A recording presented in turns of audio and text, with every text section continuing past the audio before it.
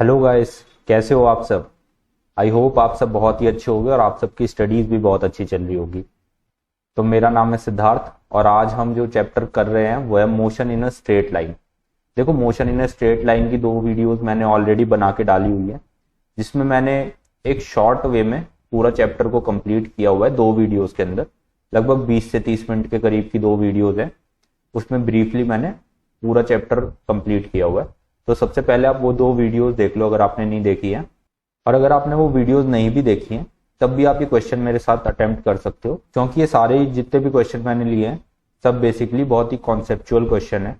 हर एक क्वेश्चन के साथ साथ हम उससे रिलेटेड कॉन्सेप्ट को भी समझते हुए चलेंगे। देखो, जो आज हम क्वेश्चन अटेम्प्ट करने वाले हैं वो जेई मेंस और नीट के प्रीवियस ईयर के क्वेश्चन हैं। ठीक है, नंबर ऑफ क्वेश्चन मैंने बहुत ज्यादा नहीं लिए हैं, अराउंड मेरे ख्याल से 13 to 14 क्वेश्चन के अराउंड है, लेकिन हर एक क्वेश्चन को हम बहुत ही तसल्ली से और आराम से करेंगे, जिससे कि आपका उस क्वेश्चन से रिलेटेड जो भी कॉन्सेप्ट बनता है वो एकदम क्लियर हो जाए, है ना। तो वन बाय वन हम स्टार्ट करते हैं क्वेश्चन को करना। तो देखो, ये रहा हमारा फर्स्ट क्वेश्चन। फर्स्ट क्वेश्चन को पहले रीड करते हैं। देखो, जितने भी मैं क्वेश्चन करूंगा इन्हें करने का क्या तरीका रहने वाला है। सबसे पहले आपके सामने क्वेश्चन आएगा, उससे ऑप्शंस आएंगे। तो पहले आप वीडियो को पॉज कर देना, क्वेश्चन को खुद रीड करना और एक बार ट्राई करना क्वेश्चन को सॉल्व करने की। और उसके बाद क्वेश्चन नहीं होता है, आपसे कहीं पे भी कोई गलती होती है तो फिर आप वीडियो को प्ले करना और फिर हम साथ में सोल्यूशन करेंगे। ठीक है, तो देखो पहला क्वेश्चन रीड करते हैं। A ball is thrown vertically downward with a velocity of 20 metre per second. ठीक है, from a top of a tower. तो एक टावर है, मान लो एक टावर, ये रफली एक टावर ड्रॉ कर लेते हैं। इस टावर के टॉप से एक बॉल को नीचे फेंका जा रहा है। नीचे फेंका जा रहा है तो उसको एक इनिशियल वेलोसिटी दी जा रही है, यानी कि u इसमें गिवन है आपको 20 metre per second. 20 metre per second के साथ आप उसको टॉप से नीचे फेंक रहे हो। अब वो नीचे आ रही है तो क्या होगा, थोड़े टाइम बाद it will hit the ground, और जिस टाइम पे वो ग्राउंड को हिट कर रही है उस टाइम पे उसकी वेलोसिटी है 80 मीटर पर सेकेंड।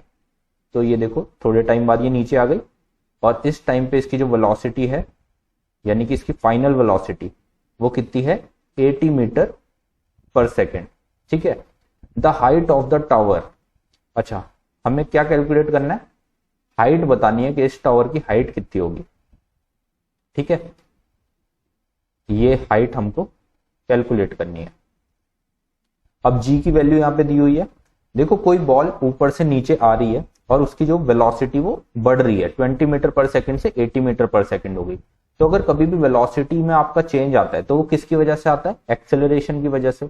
तो इसका मतलब इस जगह पे कुछ ना कुछ एक्सेलरेशन लगी होगी, और ये देखो ग्रेविटी की वजह से नीचे की तरफ आ रही है। तो इस पे जो एक्सेलरेशन लग रही है वो क्या है, वो है एक्सेलरेशन ड्यू टू ग्रेविटी, जिसकी वैल्यू आपको यहाँ पे दी हुई है 10 metre per second square.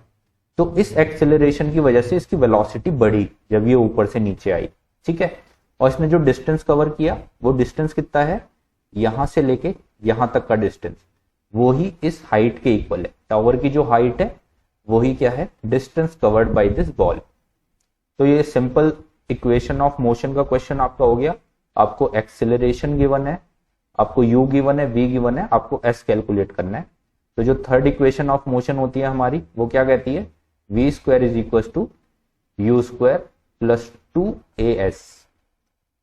v की वैल्यू यहां पे दी हुई है आपको 80, so 80 square is equal to 20 square plus 2, a की वैल्यू आपको दी हुई है 10 इंटू एस। सो इसको आप सॉल्व करेंगे तो आपको मिलेगा 6400 minus 400 divide by 20 is equal to S. तो या 6000 divide by 20, so it means 600 divide by 2, it will come out 300 metre, right. तो 300 मीटर ये रहा आपका सी आंसर आपका हो जाएगा। Height of this tower is 300 metre. So easy है, सिंपल है। ठीक है, आई होप ये क्वेश्चन आपसे बन गया होगा। सिंपल इक्वेशन ऑफ मोशन में आपको वैल्यू रखनी है, सिर्फ आपको u पता होना चाहिए, v पता होना चाहिए और एक्सेलरेशन पता होना चाहिए, तो आपको हाइट मिल जाएगी। ठीक है, नेक्स्ट क्वेश्चन पे चलते हैं। देखो मैं आपको नेक्स्ट क्वेश्चन करने से पहले एक अप्रोच बता देता हूं, हर एक क्वेश्चन को आपको किस तरीके से अप्रोच करनी है। ठीक है, देखो फिजिक्स का कोई भी क्वेश्चन आपको दिया रहता है, कोई भी स्टेटमेंट में रहता है, तो सबसे पहले आपको अपने माइंड में इमेजिन करना है कि इस क्वेश्चन में हो क्या रहा है। ठीक है, जब तक आप उस सिचुएशन को अपने दिमाग में इमेजिन नहीं कर पाओगे तब तक क्वेश्चन सॉल्व नहीं होगा। अभी यहाँ पे जैसे क्वेश्चन था कि आपको टावर के ऊपर से आप बॉल को थ्रो कर रहे हो नीचे, तो आपको दिमाग में दिखना चाहिए कि ऐसे एक बिल्डिंग है, बिल्डिंग के ऊपर मैं खड़ा हुआ हूँ, बॉल को नीचे फेंक रहा हूँ। तो उससे क्या होगा, आप प्रैक्टिकली सोच पाओगे कि आपको क्या चीज निकालनी है, क्या चीज आपको गिवन है। आपको दूसरी अप्रोच में जो दूसरा पॉइंट है वो है कि आपको पता होना चाहिए आपको क्या चीज निकालनी है। ठीक है, जैसे पिछले क्वेश्चन में आपको क्या निकालना था, हाइट ऑफ द टावर निकालनी थी। ठीक है, और इस चीज को निकालने के लिए आपको किस किस वैल्यू की जरूरत होगी। जैसे अगर आपको डिस्टेंस निकालनी है तो इक्वेशन ऑफ मोशन में दो जगह पे डिस्टेंस मिलती है। एक सेकंड इक्वेशन है, सेकंड इक्वेशन क्या कहती है, s is equal to ut plus half at square. तो अगर आपको डिस्टेंस निकालनी है और आपको टाइम से रिलेटेड कोई टर्म दी हुई है तो आप सेकंड इक्वेशन लगा सकते हो। और जैसे पहले क्वेश्चन में आपको टाइम नहीं दिया हुआ था तो आप समझ गए कि आपको तीसरी इक्वेशन लगानी है, क्योंकि यहाँ पे आपको टाइम की जरूरत नहीं होती, आपको सिर्फ इनिशियल फाइनल वेलोसिटी और एक्सेलरेशन की नीड होती है। ठीक है, तो इस तरीके से आपको अप्रोच करना है। हर क्वेश्चन को पहले आराम से पढ़ो, सोचो, विजुअलाइज करो कि क्या दिया हुआ है क्वेश्चन में, क्या हो रहा है और हमें क्या निकालना है। ऐसे अब देखो एक सेकंड क्वेश्चन यहाँ पे है, ये एक अच्छा क्वेश्चन है। प्रीति रीच द मेट्रो स्टेशन। तो प्रीति कोई लड़की है, वो मेट्रो स्टेशन पे गई and found out that the escalator was not working.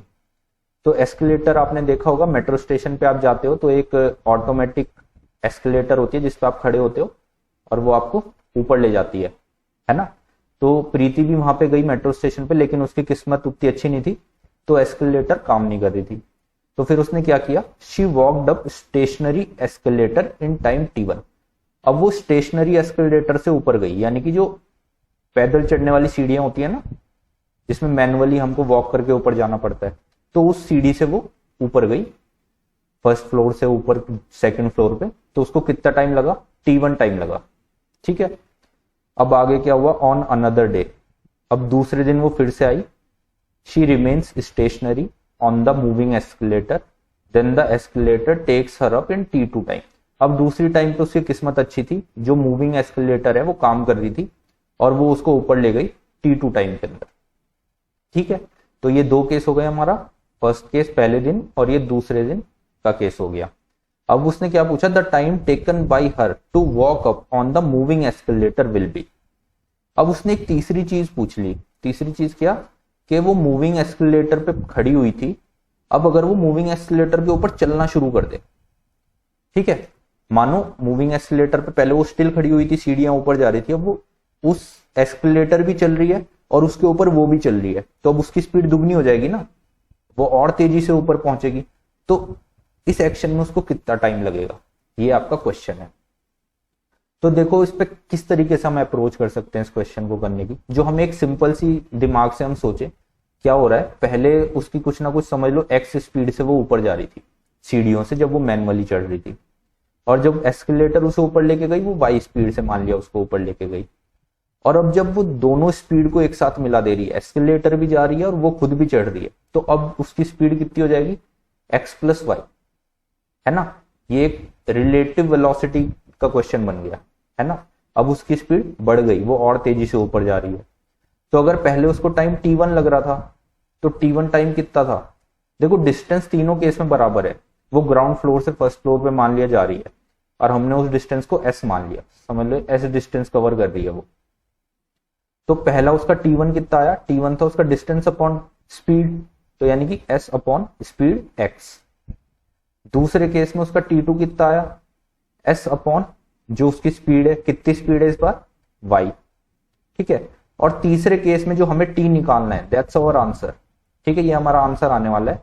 ये कितना होगा, ये होगा s upon x plus Y.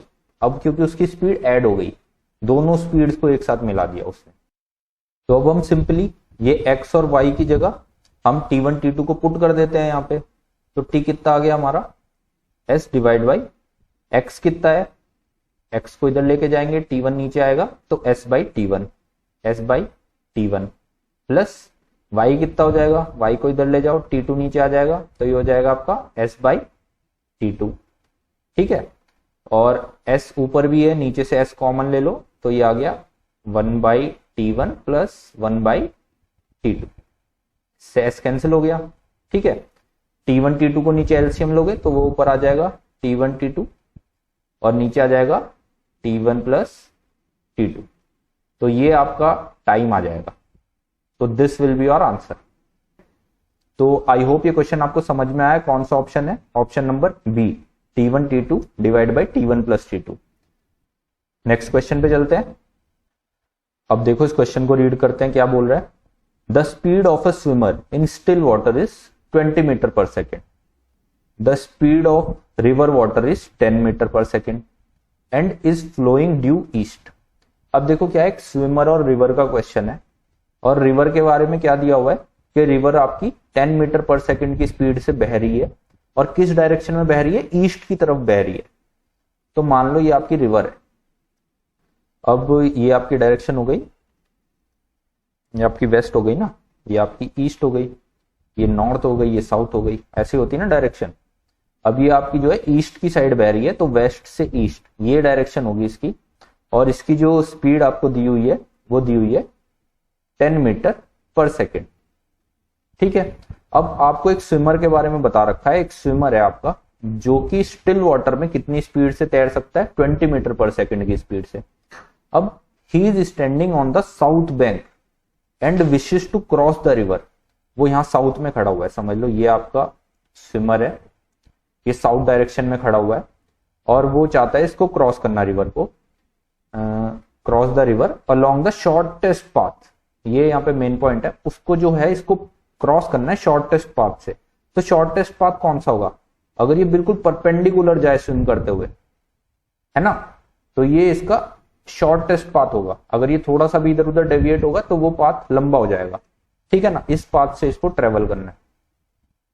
The angle at which he should make his strokes with respect to north is given by. ठीक है, तो अब देखो क्वेश्चन में क्या बोल रहा है, चलो आप खुद सोचो। ये स्विमर है, अगर वो सीधा ऐसे नॉर्थ डायरेक्शन में स्विम करना शुरू करे 20 मीटर पर सेकेंड की स्पीड से, ठीक है, तो क्या होगा? नदी का बहाव है इस तरफ, अब ये इधर से 10 मीटर पर सेकेंड आ रहा है, तो क्या ये इसको सीधा जाने देगा?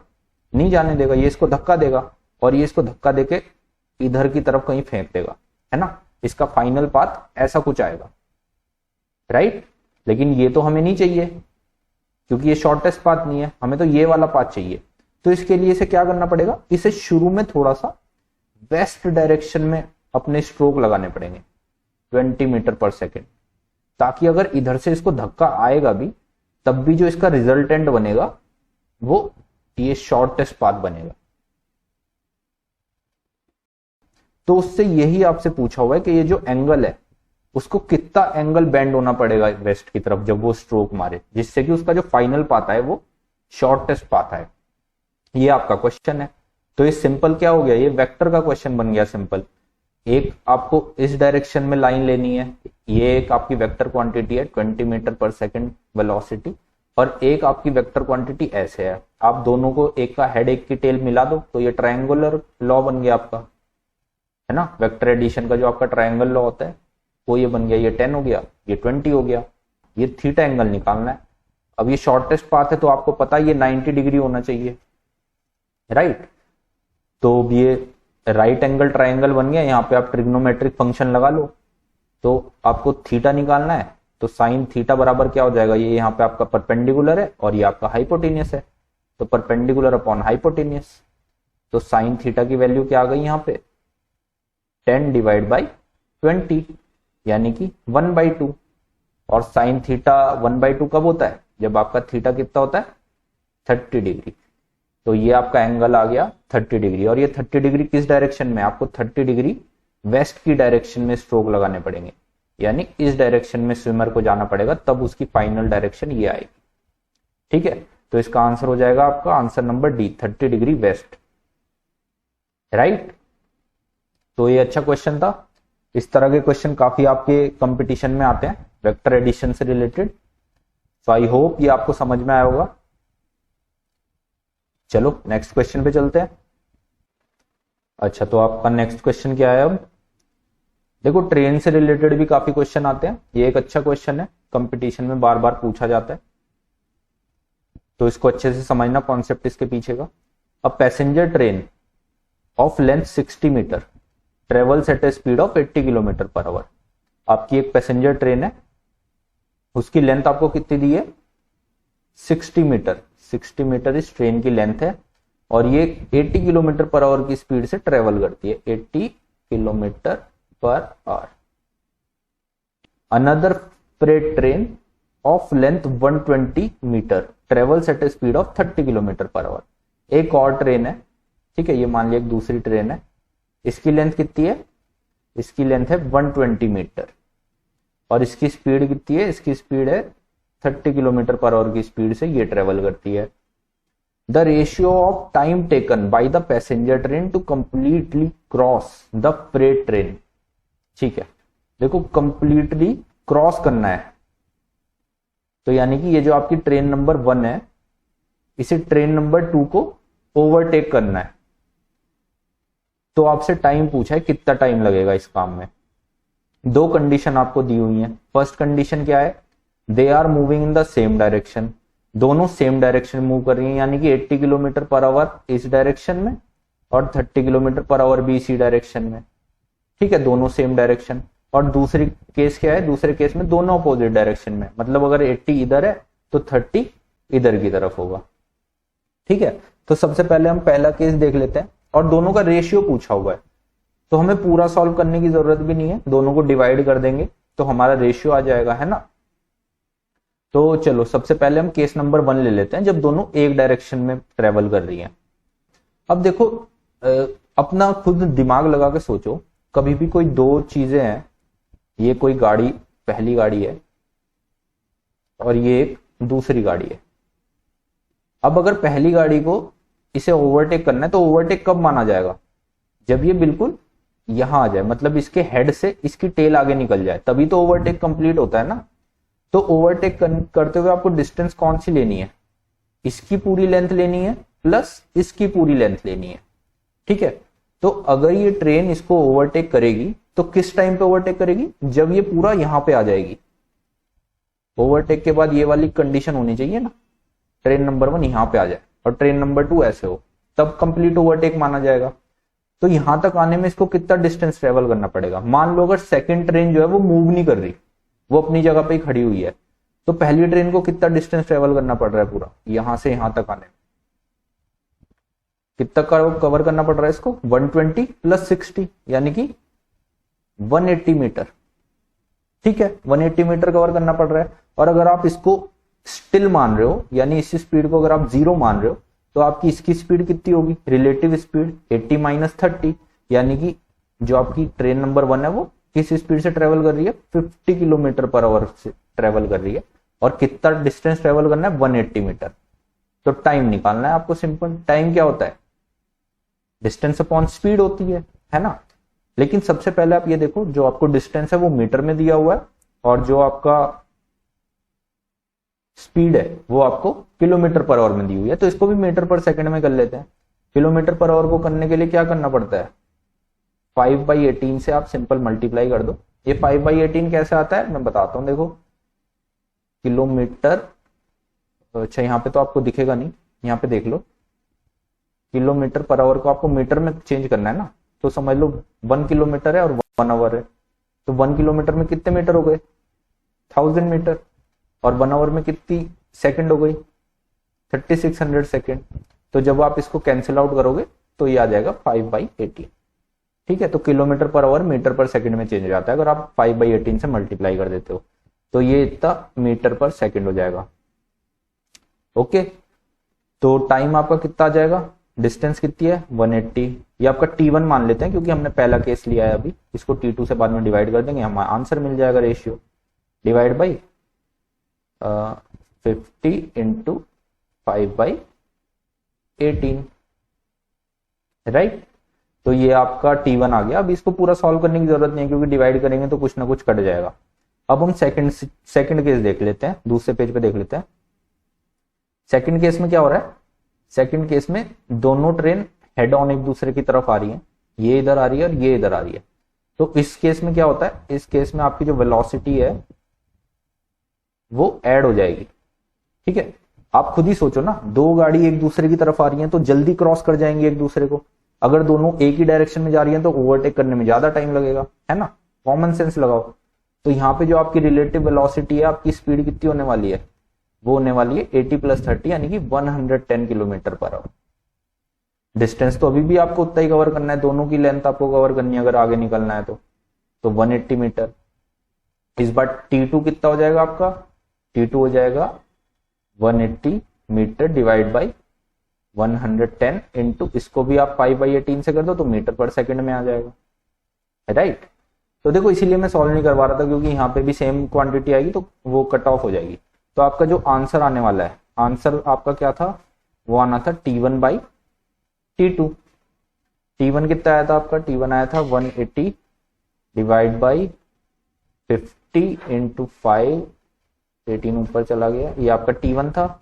इसको आप डिवाइड करोगे T2 से तो T2 आपका कितना आएगा, T2 आपका आ जाएगा 180 into 18 divide by 110 into 5, right. तो सब कुछ देखो आपका कैंसिल आउट हो गया है, सिर्फ क्या बचा है आपका, ऊपर आपका बचा है 110 डिवाइड बाई 50 यानी कि 11/5।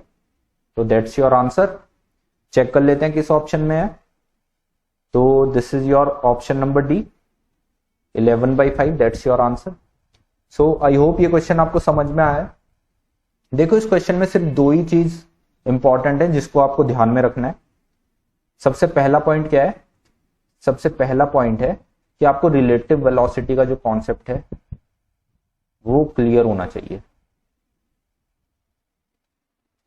जब भी ओवरटेक हो रहा है तो अगर दोनों बॉडी एक दूसरे की तरफ आ रही हैं तो वेलोसिटी ऐड होगी, क्योंकि खुद ही देखो, अगर आप एक गाड़ी में बैठे हुए दूसरी को ऑब्जर्व कर रहे हो तो आपको लगेगा ना बहुत तेजी से गुजर रहे हो एक दूसरे के सामने से, तो यानी कि स्पीड ज्यादा हो रही है। और अगर दोनों सेम डायरेक्शन में मूव कर रही है तो आपकी रिलेटिव वेलोसिटी माइनस हो, क्योंकि आपको ज्यादा टाइम लग रहा है दूसरी गाड़ी को क्रॉस करने में। तो पहला कॉन्सेप्ट तो ये है। और दूसरा कॉन्सेप्ट जो मैंने आपको बताया, ओवरटेक जब भी आप किसी चीज को करते हो तो आपको दोनों लेंथ को काउंट करना पड़ेगा। ठीक है, जब आपकी पहली बॉडी दूसरी बॉडी के हेड से आगे निकल जाए उसकी टेल, तभी ओवरटेक कंप्लीट माना जाएगा। तो आपको टोटल डिस्टेंस कवर करनी पड़ती है। ठीक है, तो ये हो गया। चलो अब नेक्स्ट क्वेश्चन पे चलते हैं। आई होप अभी तक आपको समझ में आ रहे हैं क्वेश्चन। कोई भी आपको डाउट रहता है इन क्वेश्चन के रिगार्डिंग, आप मेरे को नीचे कमेंट कर सकते हो। ठीक है, चलो नेक्स्ट क्वेश्चन देखते हैं। तो ये एक वेक्टर का क्वेश्चन भी हमने लिया है यहाँ पे। ये मेरे ख्याल से जेई मेंस में आया हुआ क्वेश्चन है। तो इसमें देखो क्या दिया हुआ है, a particle has a initial velocity. Initial velocity यानी स्टार्टिंग में उसकी जो वेलोसिटी थी वो इतनी थी। तो ये सिंपली आपको क्या दिया हुआ है, यू वेक्टर दिया हुआ है। ठीक है, वेक्टर फॉर्म में दे दी वेलोसिटी। वेलोसिटी एक वेक्टर ही तो होती है ना। तो अभी तक तो आप मैग्नीट्यूड देख रहे थे हर क्वेश्चन में, यहाँ पे आपको वेक्टर फॉर्म में दे दी उसको, क्योंकि आई कैप जे कैप आपको डायरेक्शन शो कर रहे हैं। तो ये एक वेक्टर क्वांटिटी है। एंड एन एक्सेलरेशन, एक्सेलरेशन की वैल्यू कितनी दी है, ये आपको एक्सेलरेशन की वैल्यू दी है। तो एक्सेलरेशन भी एक वेक्टर क्वांटिटी होती है, इसको भी उसने वेक्टर फॉर्म में दे दिया। अब उसने क्या पूछा, इट्स स्पीड आफ्टर 10 सेकेंड। देखो एक टाइम दिया कितना, 10 सेकेंड। कि 10 सेकेंड के बाद अगर आप किसी बॉडी के अंदर एक्सेलरेशन दे रहे हो तो उसकी स्पीड तो बढ़ेगी या घटेगी, कुछ ना कुछ होगा। अगर पॉजिटिव एक्सेलरेशन है तो बढ़ेगी, नेगेटिव एक्सेलरेशन है तो कम होगी। तो वो आपसे उसने फाइनल वेलोसिटी पूछी कि 10 सेकंड के बाद उसकी वेलोसिटी कितनी होगी, इनिशियल आपको दे दी। तो सिंपल, जब भी आपको इनिशियल और फाइनल वेलोसिटी और एक्सेलरेशन और टाइम दिया होता है, आप कौन सी इक्वेशन लगाते हो, first equation of motion. v is equal to क्या होता है, u प्लस ए टी, यही तो होता है। अब वेक्टर फॉर्म में है तो v वेक्टर है, u वेक्टर है और a वेक्टर है। सिंपल ऐसे लिख दो, ठीक है ना। अब आपको v वेक्टर निकालना है, समझो। तो v वेक्टर कैसे निकालोगे, u वेक्टर आपको गिवन है, कितना गिवन है, 3i cap plus 4j cap, ये आपका u हो गया, प्लस एक्सेलरेशन कितना गिवन है, 0.4i कैप प्लस 0.3 जे कैप इंटू टाइम आपको कितना गिवन है 10 सेकेंड के बाद आपको ये वेलोसिटी चाहिए। तो पुट कर दो सारी वैल्यू 3 आई कैप प्लस 4 जे कैप प्लस 0.4 के अंदर आप 10 स्केलर क्वांटिटी है, इसको अंदर दोनों में मल्टीप्लाई कर दो तो ये हो जाएगा 4 आई कैप प्लस 3 जे कैप। ठीक है, अब देखो सेम डायरेक्शन में जो आपकी क्वांटिटी है वो ऐड हो जाएंगी, आई कैप से आई कैप कैप ऐड होगा तो ये एक्स डायरेक्शन में आपकी कितनी आ जाएगी वेलोसिटी 7 आई कैप प्लस 4 प्लस 3 7 जे कैप। तो ये आपका वेलोसिटी वेक्टर आ गया।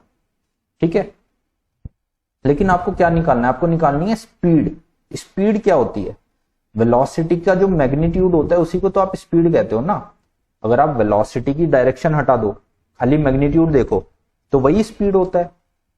तो आप क्या करो, इसका मैग्नीट्यूड निकाल लो, मैग्नीट्यूड निकालोगे तो आपको स्पीड मिल जाएगी। तो मैग्नीट्यूड क्या हो जाएगा √a² प्लस b², तो 7² प्लस 7²।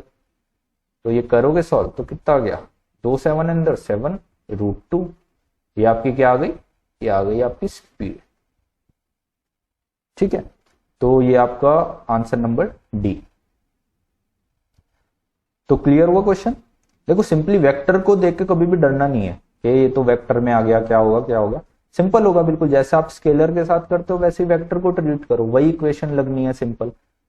ठीक है, चलो नेक्स्ट क्वेश्चन पे चलते हैं। और आई होप आप ऐसा कर रहे होगे, जैसे क्वेश्चन आता है पहले पॉज करो, क्वेश्चन को पढ़ो आराम से देखो, क्योंकि मैं तो लगातार कराते जा रहा हूं वरना वीडियो बहुत लंबी हो जाएगी, है ना। तो चलो देखो, एक ग्राफ का क्वेश्चन मैंने एक ही लिया है तो इसको देखते हैं। All the graph below are intended to represent the same motion, one of them does it incorrectly. ठीक है, अब देखो क्या है, एक कोई भी मोशन हो रहा है, उसी मोशन को शो करने के लिए उसने 4 ग्राफ बनाए हैं, सेम मोशन को शो करने के लिए। ठीक है, अब उन चारों में से कोई एक ग्राफ गलत है तो वो पूछ रहा है कौन सा ग्राफ है गलत, वो पहचानो। तो देखो सबसे पहले तो हम देख लेते हैं चारों ग्राफ हैं किस किस चीज के। पहला ग्राफ है डिस्टेंस टाइम ग्राफ, ठीक है। दूसरा टाइम है पोजीशन टाइम ग्राफ। अब आप बताओ डिस्टेंस टाइम ग्राफ और पोजीशन टाइम ग्राफ सेम ही तो होता है ना, कोई डिफरेंस थोड़ी है उसमें। तीसरा है वेलोसिटी टाइम ग्राफ और फिर है वेलोसिटी पोजीशन ग्राफ। ये तो चलो डिफरेंट हो गए, velocity time graph velocity position, लेकिन डिस्टेंस टाइम और पोजीशन टाइम तो सेम ही ग्राफ होता है। अब एक ही ग्राफ दो तरह से अलग अलग तो नहीं बन सकता, तो हमें आंसर यहीं पे मिल गया कि या तो 1 आंसर होने वाला है या सेकंड, इन दोनों में से कोई एक ग्राफ सही है एक गलत होगा। अब गलत वाले को पहचानते हैं कौन सा है। तो देखो कैसे पहचानोगे, 3 और 4 की मदद से। आपको मोशन समझना पड़ेगा, मोशन कैसा हो रहा है। तो चलो 3 को देखते हैं मोशन कैसा हो रहा है। जैसे जैसे आपका टाइम आगे जा रहा है आपकी वेलोसिटी कम होती जा रही है। ये आपकी कुछ इनिशियल वेलोसिटी थी u, ये घटते घटते थोड़े टाइम बाद कितनी हो गई 0 हो गई, और फिर ये जो u है ये नेगेटिव में चली गई। ठीक है, नेगेटिव में जाने का मतलब है आपकी जो डायरेक्शन में, जिस डायरेक्शन में वेलोसिटी चल रही थी वो रुकी और पीछे की डायरेक्शन में आना शुरू हो गया ऑब्जेक्ट।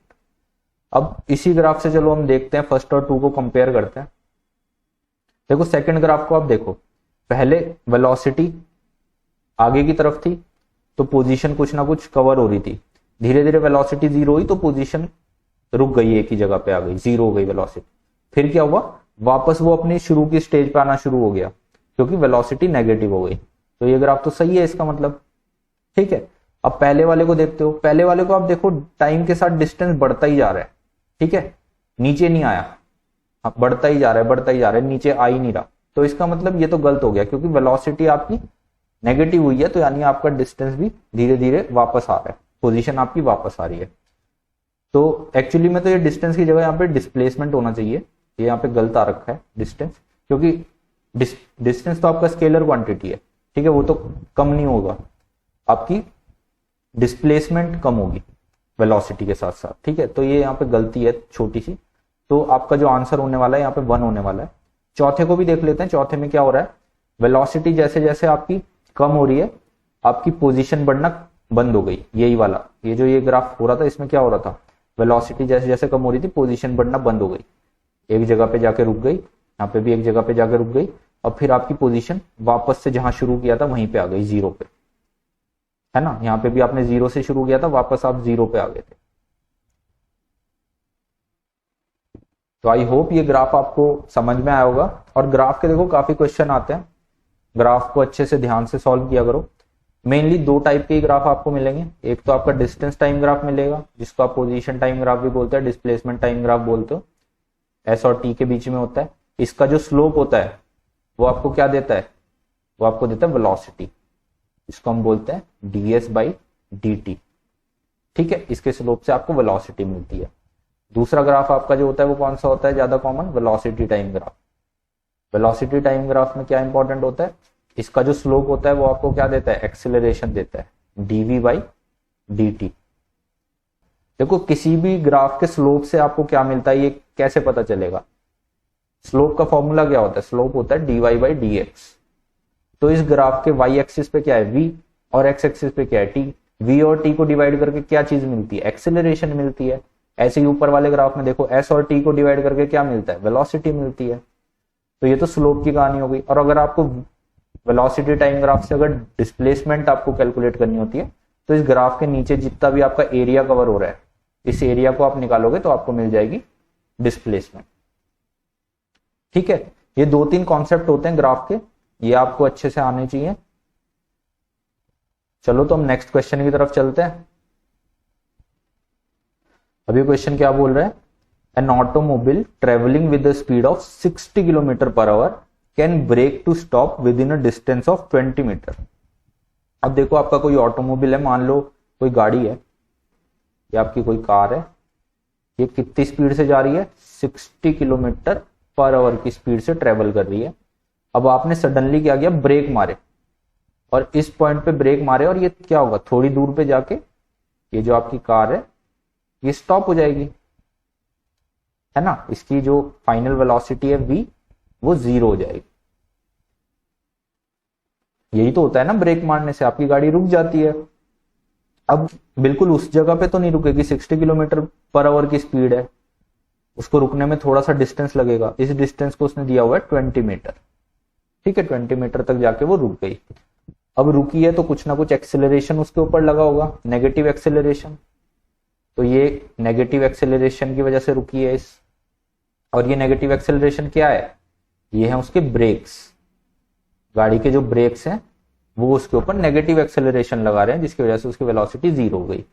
चलो अब आगे पढ़ते हैं, क्वेश्चन में क्या पूछा है, if the car is going twice as fast, अगर जो गाड़ी है वो दुगनी स्पीड से जा रही होती है ना, यानी कि इसकी स्पीड कितनी होती, 120 kilometre per our, the stopping distance will be, और तब आपने ब्रेक मारे होते तो वो कितनी दूर पे जाके रुकती, ये एस आपको कैलकुलेट करनी है। समझ गए क्वेश्चन में क्या पूछा हुआ है ना। देखो सबसे पहले तो क्वेश्चन हमें समझ में आना चाहिए, आपको विजुअलाइज होना चाहिए हो क्या रहा है। अब देखो ये जो दोनों सिनेरियो है, केस फर्स्ट और केस सेकंड, इनमें क्या चीज सेम है और क्या चीज डिफरेंट है। डिफरेंट तो हमें दिखाई दे रहा है, वेलोसिटी चेंज हो गई है, वेलोसिटी दुगनी हो गई है, फाइनल वेलोसिटी सेम है, दोनों में फाइनल वेलोसिटी 0 होनी है, रुकना है कार को। डिस्टेंस दोनों में कुछ ना कुछ अलग होगी, दूसरे की डिस्टेंस ही हमको निकालनी है। और क्या चीज सेम होगी, एक्सेलरेशन सेम होगी। अब एक्सेलरेशन सेम क्यों होगी, देखो गाड़ी अभी भी वही है, अगर पहले आप जिस गाड़ी में बैठे हुए थे अभी भी उसी गाड़ी में बैठे हुए हो, सिर्फ उसकी स्पीड बढ़ाई है। तो गाड़ी सेम है तो यानी उसके ब्रेक्स भी सेम होंगे, ऐसा तो है नहीं आपने गाड़ी के ब्रेक बदल दिए। तो जितने वो ब्रेक पहले काम कर रहे थे अभी भी उतना ही काम करेंगे।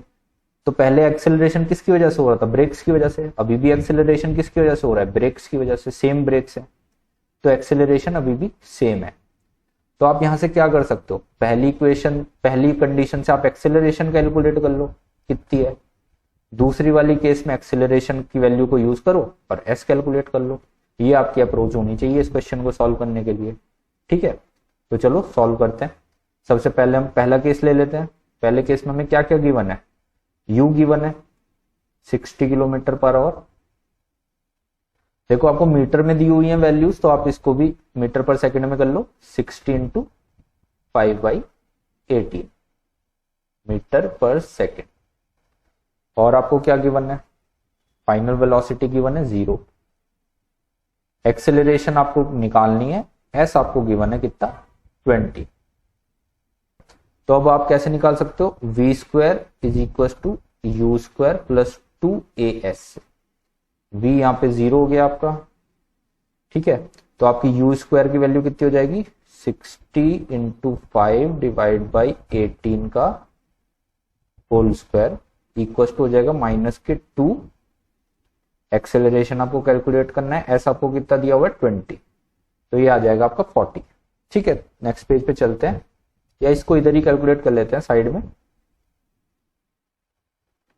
तो आपको जब आप ब्रैकेट को ओपन करोगे तो क्या आ जाएगा, ये 60 into 60 into 5 5 25 divide by 18 into 18, और नीचे मल्टीप्लाई में क्या आ जाएगा 240।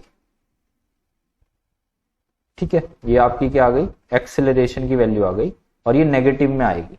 वो तो आपको दिख ही रहा है, रिटार्डेशन का केस है, तो जितना आपसे सॉल्व हो पाता है कर लो, वरना आप इसको ऐसे ही छोड़ दो, बाद में देख लेंगे। यहाँ पे कट कुट आ जाएगा शायद सेकंड केस में, है ना, क्योंकि उतनी ज्यादा लेंथी आपको कैलकुलेशन नहीं मिलेंगी।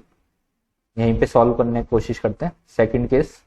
सेकंड केस में आपको एस कैलकुलेट करना है, एक्सेलरेशन पता है, ये आपको यू पता है, वी आपको पता है 0 है, तो यहाँ पे सेम इक्वेशन लगेगी, V square is equal to U square plus 2as।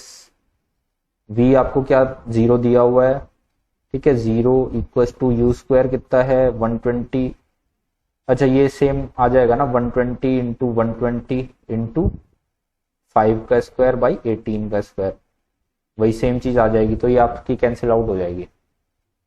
ठीक है, प्लस इसको इधर ही ले जाओ,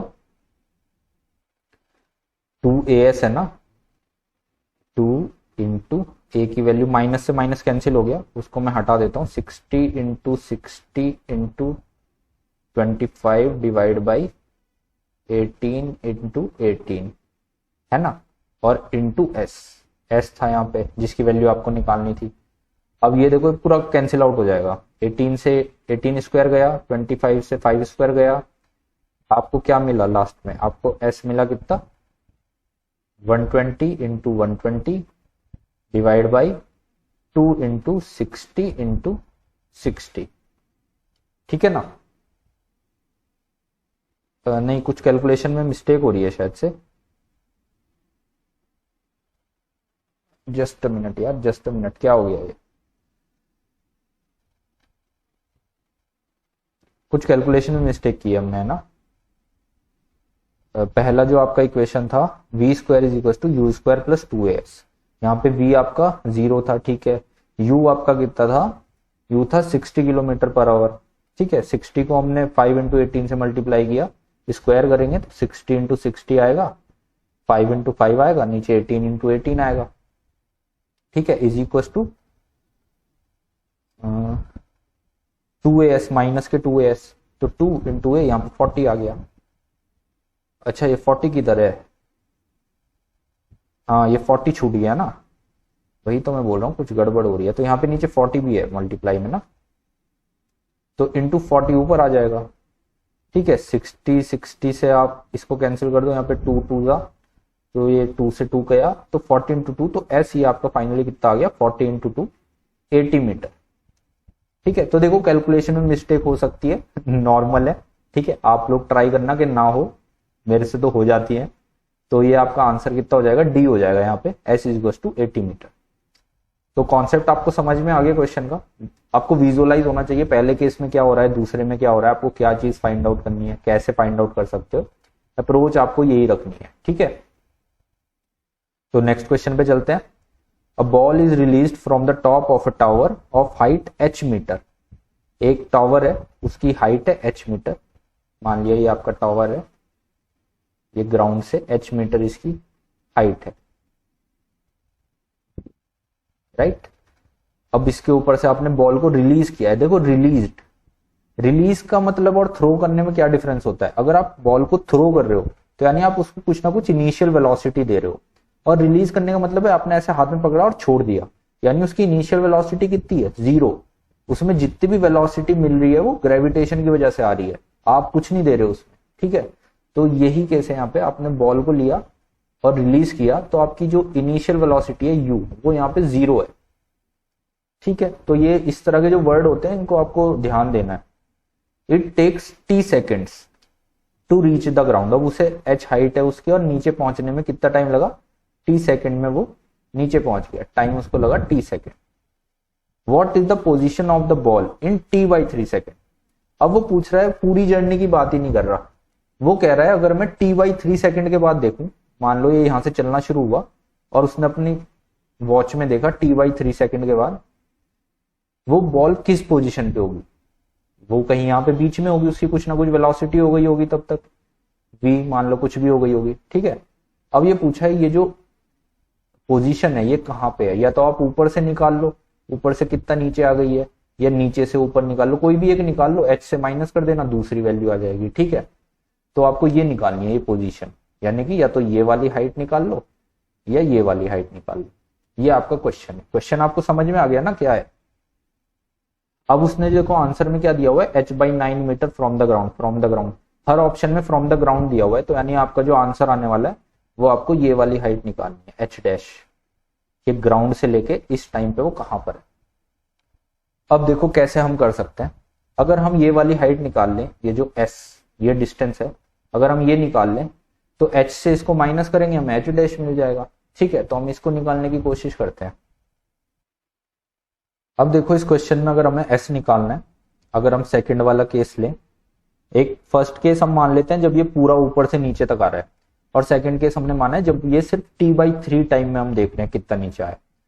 तो सेकंड केस में हमें s निकालना है, क्या है सेकंड केस में हमें क्या क्या चीज गिवन है, हमें u गिवन है 0 है, ठीक है, हमको टाइम गिवन है, टाइम कितना है t/3 है, और हमको क्या गिवन है s हमको कैलकुलेट करना है, ये हमारा आंसर है, ठीक है। और हमें क्या गिवन है, इसके अलावा कुछ पता है हमें, इसके अलावा हमें और कुछ नहीं पता, ठीक है। और हाँ हमें एक्सेलरेशन भी तो पता है ना, एक्सेलरेशन कितनी, acceleration due to gravity g, उसी की वजह से तो नीचे गिर रही है बॉल।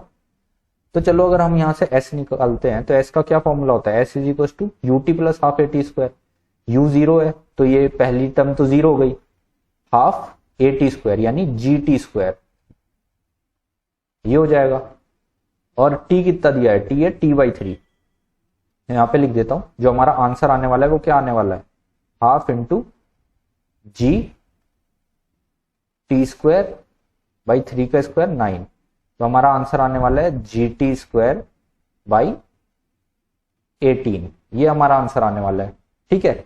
लेकिन उसने g की फॉर्म में देखो आंसर नहीं दिया, उसने आंसर जो दिया हुआ है वो h की फॉर्म में दिया हुआ है, हर जगह पे h दिया हुआ है ना। तो यानी कि हमें ये g को एलिमिनेट करना है यहाँ से, और t को एलिमिनेट करना है, g और t को एलिमिनेट करना है और इसकी जगह पे h को लाना है। अब ये हम कैसे लाएंगे, जो हमारा फर्स्ट केस था, फर्स्ट केस में देखो हमें क्या क्या चीज पता थी, हमें u पता था 0 है, हमें पूरी हाइट पता थी, जो उसने डिस्टेंस कवर की है s वो थी h, ठीक है। टाइम इसमें उसे कितना लग रहा था, t टाइम लग रहा था ये डिस्टेंस कवर करने में। तो यहां से अगर हमें s is equal to ut plus half at square लगाए तो यहां से जो आपकी s है, s कितनी है h, वो कितनी आ रही है, हाफ g t स्क्वायर, इस बार क्योंकि आपका टाइम कितना है t है, तो यहां से आपको gt स्क्वायर की वैल्यू मिल जाएगी, gt स्क्वायर की वैल्यू कितनी आ गई, h की फॉर्म में 2h। अब इस वैल्यू को आप इधर पुट कर दो, आपका आंसर आ जाएगा, ठीक है ना। तो आपका आंसर क्या आ गया, आपको s निकालना था ना पहले केस में, नहीं सॉरी दूसरे केस में, वो उसकी वैल्यू आपने यहाँ पे निकाल ली थी, तो gt स्क्वायर की जगह आप 2h पुट कर दो, 2h बाई 18, तो ये आ गई h/9, तो ये आपका आंसर आ गया। ये लेकिन आपका आंसर नहीं है, आपका आंसर ये वाली हाइट आई आपकी h/9, आपका आंसर क्या है, ये वाला जो नीचे वाली हाइट है। अब ये कैसे निकलेगा, टोटल h में से h/9 को आप माइनस कर दो तो ये नीचे वाली हाइट आ जाएगी, कितनी आ जाएगी, आ जाएगी 8h/9 from the ground, 8h/9 from ground, तो 8h/9 metre from the ground, ये आपका आंसर हो जाएगा, आंसर नंबर सी, ठीक है। तो आई होप ये क्वेश्चन आपको समझ में आ गया होगा सही से। देखो हमने क्या किया है, सिंपल दो केस लिए, पहला केस जब वो पूरा ऊपर से नीचे तक आ रहा है, और दूसरा केस हुआ है जिसमें हमें आंसर निकालना है t/3 सेकंड में वो कितना नीचे आया। तो पहले हमने निकाल लिया t/3 सेकंड में कितना नीचे आया, किस फॉर्म में, gt की फॉर्म में। लेकिन हमें आंसर gt की फॉर्म में नहीं देना क्योंकि g हमको गिवन नहीं है क्वेश्चन में, है ना। तो हम h से उसे रिलेट करेंगे। h से कैसे रिलेट करेंगे, फर्स्ट केस की मदद से, क्योंकि फर्स्ट केस में हमें टोटल डिस्टेंस पता है h है, तो वहां से हम h और gt स्क्वायर के बीच में रिलेशन निकाल सकते हैं और उसको यहाँ पे पुट कर देंगे, हमारा आंसर आ जाएगा। समझ में आया सबको। नेक्स्ट क्वेश्चन देखते हैं। Which of the following statement is false for a particle moving in a circle with a constant angular speed. देखो कांस्टेंट एंगुलर स्पीड से कोई एक बंदा है वो सर्कुलर मोशन कर रहा है। कांस्टेंट एंगुलर स्पीड का मतलब उसकी स्पीड कहीं पे भी चेंज नहीं हो रही, वो बराबर स्पीड से इस सर्कल के चारों तरफ चक्कर काट रहा है। तो अब उसने देखो क्या क्या स्टेटमेंट दिया है, हमें फॉल्स स्टेटमेंट को पहचानना है। पहला स्टेटमेंट है the velocity vector is tangent, दूसरा है acceleration vector, acceleration velocity and acceleration vector. तो देखो दो ही चीज के बारे में बात हो रही है, एक है वेलोसिटी वेक्टर और दूसरा है एक्सेलरेशन वेक्टर। तो देखो जब भी कोई पार्टिकल एक सर्कल के अराउंड घूमता है तो उसकी वेलोसिटी हमेशा क्या होती है, टेंजेंट टू द सर्कल होती है ना। वेलोसिटी हर पॉइंट पे उसकी चेंज होती रहती है और टेंजेंट टू द सर्कल रहती है। तो velocity vector is tangent to the circle, this is correct statement. और देखो वेलोसिटी अगर उसकी टेंजेंट टू द सर्कल है तो वो सर्कल से बाहर क्यों नहीं जा रहा, वो ऐसे क्यों घूम रहा है, तो इसका मतलब कोई ना कोई फोर्स है जो उसको बीच में खींच के रखी हुई है अपनी तरफ, जिसकी वजह से वो बाहर नहीं निकल पा रहा है ना, जो उसको ऐसे सेंटर की तरफ खींच रही है। कौन सी फोर्स होती है ये होती है आपकी सेंट्रीपिटल फोर्स, ठीक है ना। इस फोर्स की वजह से वेलोसिटी वेक्टर उसका बाहर की तरफ है, फिर भी वो वेलोसिटी का जो आपका वो है डायरेक्शन वो चेंज होती जा रही है हर पॉइंट पे, और वो उसको सर्कल से बाहर नहीं जाने दे रहा इस फोर्स की वजह से। अब कहीं पे भी फोर्स है तो एक्सेलरेशन तो होगी, फोर्स और एक्सेलरेशन तो भाई भाई है, क्योंकि जहां पे भी आपको कोई भी फोर्स मिलेगी वहां पे बॉडी में कुछ ना कुछ एक्सेलरेशन होगी। यहाँ पे भी आपको एक रेडियल एक्सेलरेशन मिलेगी, ठीक है, क्योंकि जिस डायरेक्शन में फोर्स होती है उसी डायरेक्शन में आपकी एक्सेलरेशन होती है। तो ये आपकी एक्सेलरेशन की डायरेक्शन होगी टुवर्ड्स सेंटर, इसको हम रेडियल एक्सेलरेशन कहेंगे क्योंकि ये रेडियस की डायरेक्शन में, ठीक है। तो the acceleration vector is tangent to the circle, ये स्टेटमेंट आपकी गलत हो जाएगी क्योंकि एक्सेलरेशन का जो वेक्टर है वो towards the centre of the circle होगा। सी स्टेटमेंट सही है। और the velocity and acceleration vectors are perpendicular तो होंगे ही, क्योंकि एक टेंजेंशियल डायरेक्शन में एक रेडियल में, तो दोनों के बीच में हमेशा 90 डिग्री का एंगल होगा। तो स्टेटमेंट आपकी ये भी सही है। तो यहां से देखो आपका सर्कुलर मोशन का एक कॉन्सेप्ट आपको क्लियर हुआ होगा। वेलोसिटी वेक्टर हमेशा चेंज होता रहेगा हर पॉइंट पे, और एक्सेलरेशन जो आपकी रहेगी रेडियल एक्सेलरेशन वो हमेशा टुवर्ड्स द सेंटर रहेगी। और इसी एक्सेलरेशन की वजह से आपकी कौन सी फोर्स आती है, सेंट्रीपिटल फोर्स आती है। नेक्स्ट क्वेश्चन देखते हैं। If a body loses half of its velocity on penetrating a 3 centimeter wooden block, देखो क्या हो रहा है, एक वुडन ब्लॉक है आपका, लकड़ी का कोई ब्लॉक रखा हुआ है। अब सामने से कोई बॉडी आ रही है, समझ लो बुलेट है एक, ठीक है, बहुत स्पीड से एक बुलेट आ रही है, वो आके क्या हुआ, इस ब्लॉक से टकराई, और हाफ ऑफ इट्स वेलोसिटी, जैसे वो 3 सेंटीमीटर अंदर गई, इसके 3 सेंटीमीटर अंदर उसने पेनिट्रेट किया, तो उसकी जो वेलोसिटी है वो कितनी हो गई, हाफ हो गई।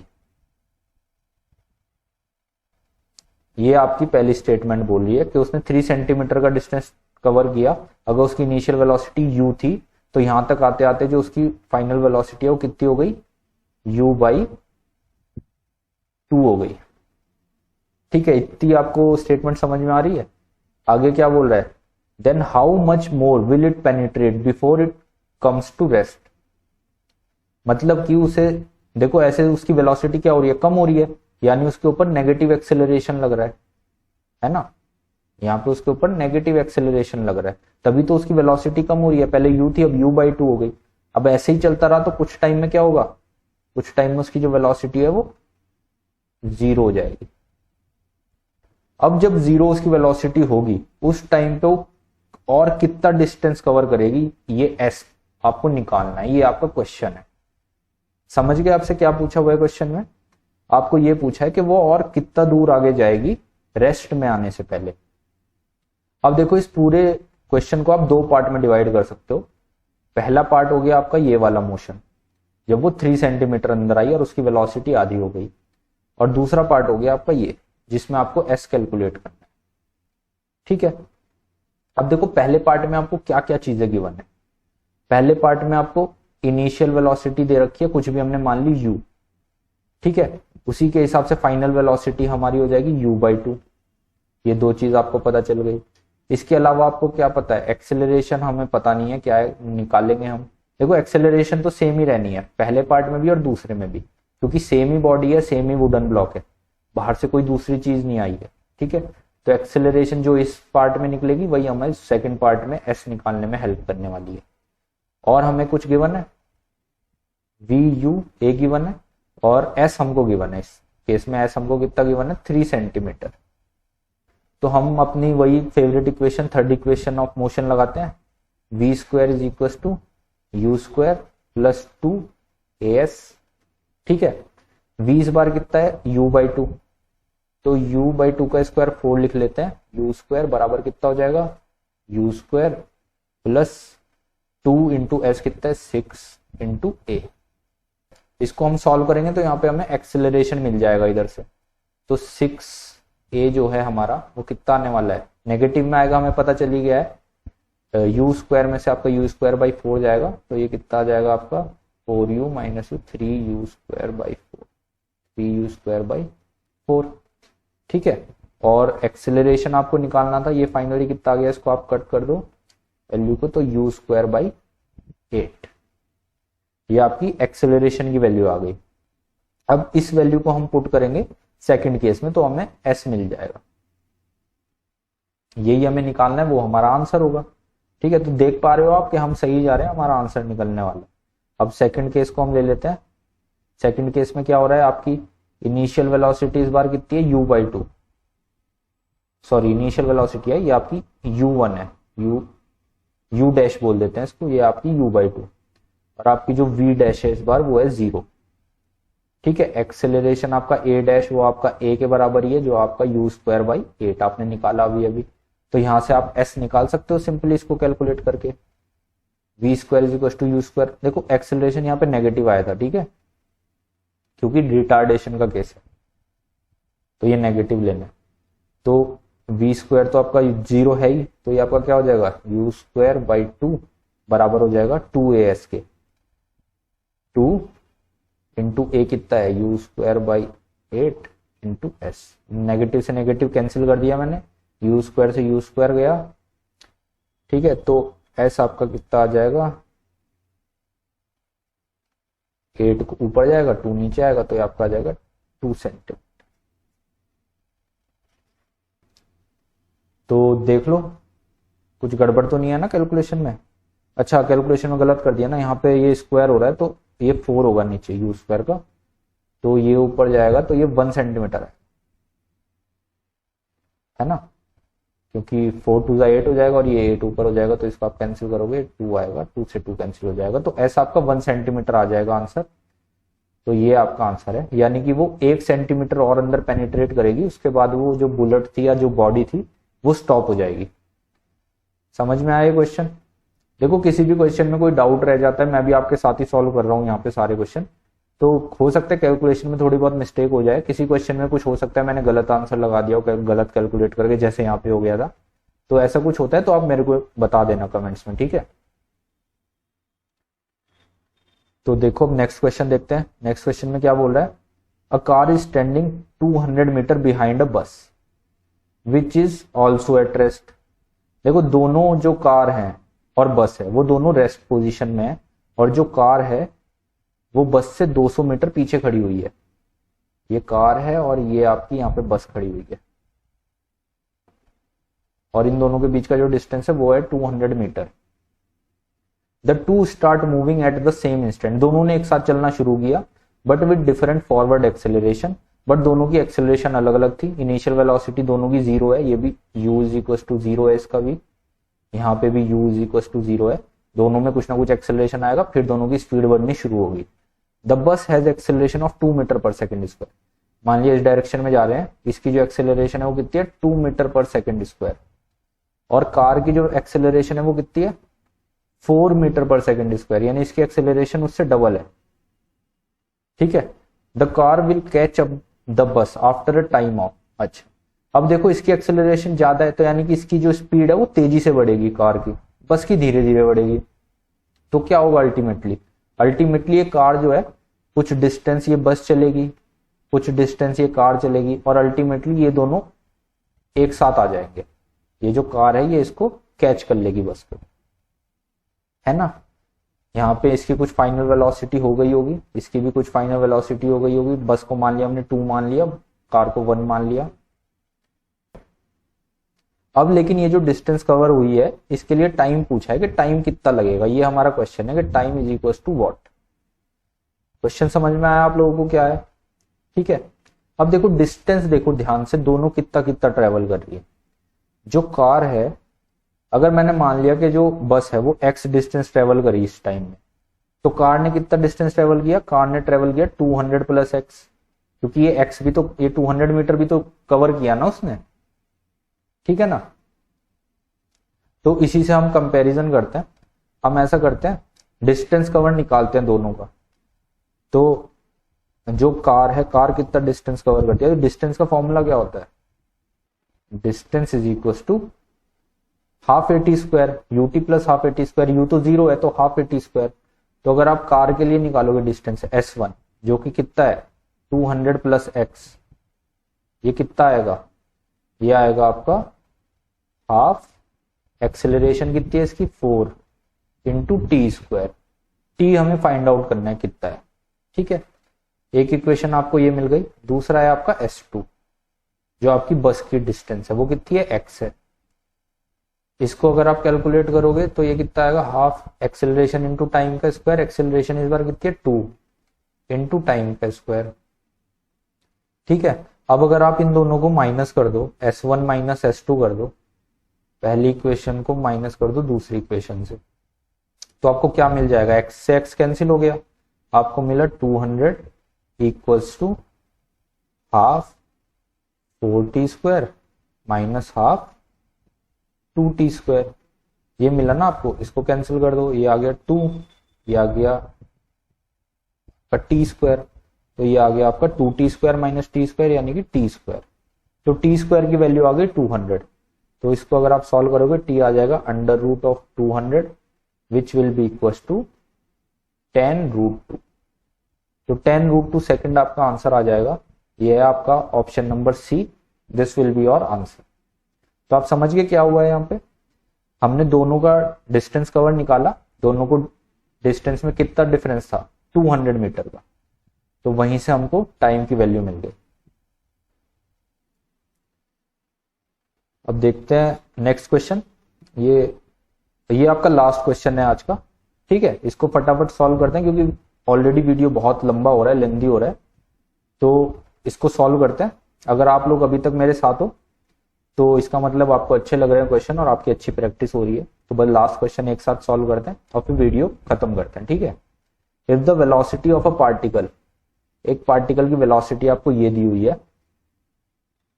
अच्छा ठीक है, then the distance travelled by it between 1 second and 2 second. देखो आपको वेलोसिटी दी हुई है, वेलोसिटी क्या दी है? टाइम का फंक्शन दी हुई है वेलोसिटी, यानी कि जैसे जैसे आपका टाइम चेंज होगा आपकी वेलोसिटी चेंज होगी। Velocity is a function of time, ऐसे आप लिख सकते हैं। ठीक है,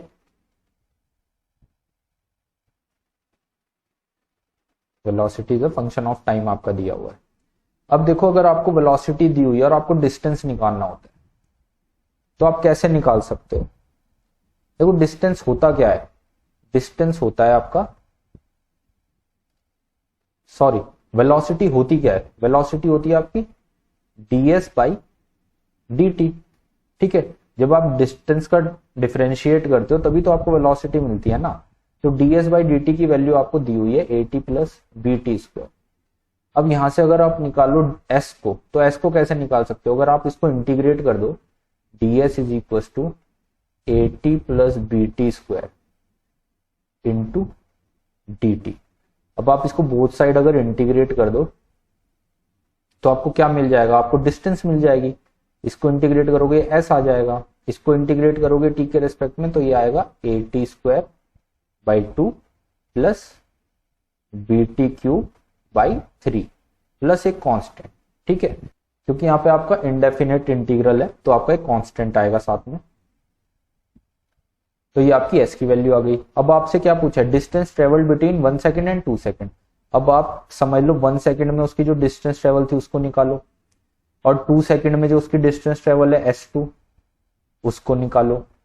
ठीक है, और दोनों को एक दूसरे से माइनस कर दो तो आपको 1 और 2 सेकेंड के बीच में जो डिस्टेंस ट्रेवल हुई है S2 माइनस S1 वो आपको मिल जाएगा। ये आपका आंसर होगा। ठीक है, चलो मैं कर देता हूं इसको। आप t को जब 1 रखोगे तो आपको S1 मिलेगा। 1 सेकेंड में कितनी डिस्टेंस कवर हुई है, तो a/2 plus b/3 plus c, this is S1। S2 कैसे आएगा, t की जगह पे 2 पुट करो, a इंटू 2 2 जा 4, नीचे भी 2 है तो 2a हो गया, प्लस 2 की जगह t की जगह पे 2 रखो, 2 का क्यूब 8, 8/3 b प्लस c। ठीक है, ये हो गया आपका।